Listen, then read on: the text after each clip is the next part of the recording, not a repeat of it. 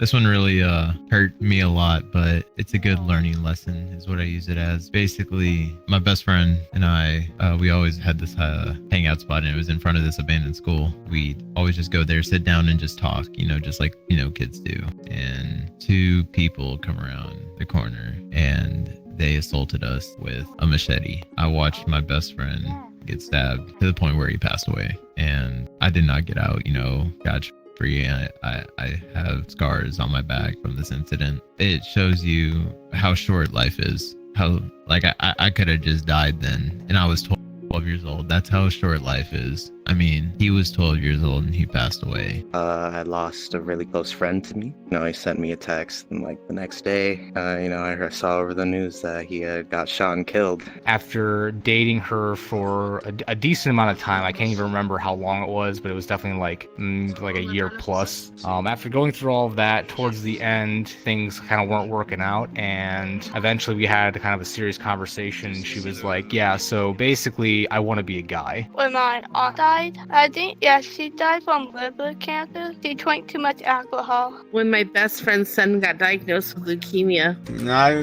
I could watch 9/11 with my naked eye, and I could probably not cry. Well, actually, I know for a fact I would not cry. Nothing. I don't cry. But now I'm just too dead inside to cry. I mean, I have to go so far back, man, because society kind of teaches you not to cry as a man. Like, you gotta man up, you gotta be the man, shut your shit up and get on with life. That's what all men are told to do. That's what, it is bullshit, right? It's totally bullshit. But that's what society does to us, It kind of cripples people. When stuff like that happens, it really opens up your eyes to what really you have. I used to be this kid that always take things for granted, and I'd always spend like hours and hours and hours on games and ignoring my parent. Granted, that seems kind of quite funny because I'm on a game right now. My mom's asleep, so I use this to pass the time. Appreciate what you have and who you have while they're still there, because you don't know if you're going to pass away the next day or if they're going to pass away the next day. And what I mean is, you should always acknowledge and never ignore. It's one of those things where you feel like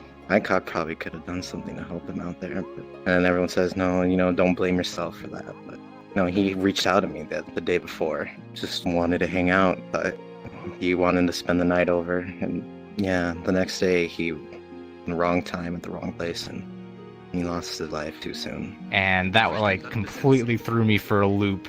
And we had to kind of talk about how we were going to handle that and if we were still going to be together, because I'm not gay, so I just can't, I don't know if I could do that. And she was like, yeah, I totally want to be full-blown male, I want to have a dick and everything if that was possible. And I'm like, I don't know how to interpret this. So after a couple of days of processing all of that, we kind of just cut it off. But that was pretty rough because obviously I still liked her, but she didn't want to be a she anymore, and that was just the biggest mind fuck in the world for me. So I cried for a bit about that one.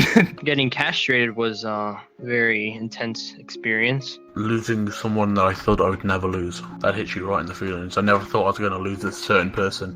That happened to me today. Yeah, now they're gone forever. Was this the person you were a simp to? Yep. Have you ever seen someone die in real life? I have. Have you ever seen someone, someone who you looked up to as a kid and you thought they were invincible? Growing up is when you realize that your parents and your grandparents are all just people as well. And watching them die is awful, man. That made me cry. I spend countless hours with my mom now because I don't know when she's going to pass. I don't know when I'm going to pass. I don't know when my sister's going to pass. I don't know when my best friends are going to pass. So always look out for my mom. I'm always with her. I'm always by her side, making sure that she's safe, because where I live is not safe. I mean, my house has been broken into 3 or 4 times the past year. Stuff that you experience in your childhood will greatly affect you as you're growing up, from 1 to 5 years old. If you don't get the necessary attention from your mother when you're a toddler, then it'll lead to problems when you're a lot older. So my family, I never had my dad around, and my mom wasn't really around for me either. I got kicked out of the house when I was 15. I have actually followed up with them, like, you know, since then. They're doing pretty good now, you know, they're living a happy life and all that stuff, so I'm glad for them. I don't know if they went fully through with, like, you know, getting a transplant or anything like that, but you know, they're definitely identifying as a male now and, you know, trying to do things to make themselves appear that way. So hey, I'm glad they were able to figure out what they wanted to be in life. But yeah, that was rough at the time though. I found out my older brother, he's in college and he's got a lot of mental illness, and like he had a mental breakdown in college, and he's like halfway across the country, so I couldn't really do anything about it. And I was really first time I cried in a while because I was worried about my brother. The news about the death of my father. The death of my brother. My birthday. I'll share this last one. This guy was drunk driving and was driving the same direction as us, but coming towards us, and he was speeding, and it was a head-on collision. And I was in the back, and my dad was the driver. I had a broken neck and a broken arm. The reason why I say I don't remember is because I got knocked out pretty much, and I woke up to ambulance and then went to the hospital and found out he passed away. So I don't know if it was instantly or not. For a while, I just kept everything inside. And as soon as I really got out to talking to people, not just a therapist, it started with I would talk to like really close people. Just try to get anyone. And if you can't get help from anyone else, like in your family, your friends, then do go see a therapist, see professional help. It's 100% worth it. That was quite the story to tell people, because they were like, "Oh yeah, so what? It just like didn't work out." I'm like, yeah, you could say that, you know, because like we both still liked each other, but then it was like that weird like, okay, you're gonna like change your sex on me, like. How do I know how to process this? Like, this isn't like in the book. I mean, it's just how life is. It doesn't treat everyone fairly, but I mean, hey, like I said, life is unpredictable. You don't know what you're going to face with. Am I left with a lot of mentally challenging things? Yeah, of course I am. But how am I doing now compared to then? I am doing better. I got my job. I have my mom. I have a roof above my head. I have food. Right now, it's going okay. Life is like this. Life is going to hit you hard, and you can't hit harder than life. And this is like from Rocky, and I live by this, but it's like life is going to knock you down, and it's going to try to keep you down. But what makes you stronger is fighting against life and keeping yourself up. No matter how hard life hits you, just keep going. That shows how strong you really are. I'm not gonna lie, last night actually, I was on here and just got all sad, and I had a big group of friends around, you know, and they were all comforting me, and it was really nice and wholesome, and kind of got me a little teary-eyed, you know, kind of put on a mask, you know, like a lot of people do, and just not really worry about it, and then sometimes the mask slips a little. Yeah, it's time I realized my girlfriend was a trap. I'd say the first time I met my girlfriend, I really love my girlfriend, man. My first time in VR, the opening credits made me tear up because it's like, this is amazing. The gaming world, man, we're actually in it now. Honestly, just being alone with your thoughts. You see, it's what you don't cry about that matters. I was really attached to my grandparents, and they got diagnosed with cancer, and it was one of those times where all I really knew about cancer was that people died from it, and that was a really stressful couple weeks for me while they were diagnosed in the hospital. I kind of dropped on grades. I didn't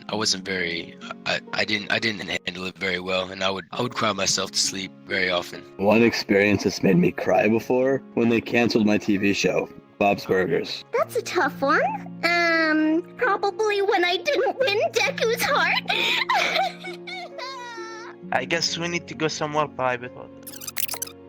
You guys go away from here. Just let me talk. Fine, I'll say it. It was when my best friend passed away. He had some kidney problems and he had to go to China to get treatment for it. And while he was there, he just passed away. Probably when my rabbit died about 5 hours ago. That's why you gotta make the most of the time you got while you can, huh? My mom, she travels all the time. She spends around maybe 1 or 2 weeks, sometimes even days, just at the house, and then other times she'll just leave on trips. And I frankly don't know where she goes. She says she goes to Malta, Italy, to do some meditation retreat stuff. She's an entrepreneur. She has 4 businesses, so I understand the busy part of it. So I only see here a couple days, maybe a week at a time. And one of the trips, she left and she didn't go back. It wasn't the fact that she just left, it was just the anticipation of waiting her to come back. Just eventually just tore me down. Literally what happened was that I was walking and in the kitchen, and I dropped my phone and it cracked, and that was really the drop that spilled the glass, and I just broke down right there. I felt terrible because I felt like it was something with my end, like I was a bad son or something. My dad was going through some stuff because he just left. just left out of nowhere. And then maybe about a month that she gone, that we realized that she was just gone. And that was maybe around, I don't know, 2 or 3 years ago. You know what, man? Appreciative of people like you, man. People like you that are making like videos like this. It's just it lifts the spirits of people when they watch your videos, and I'm glad to be a part of it.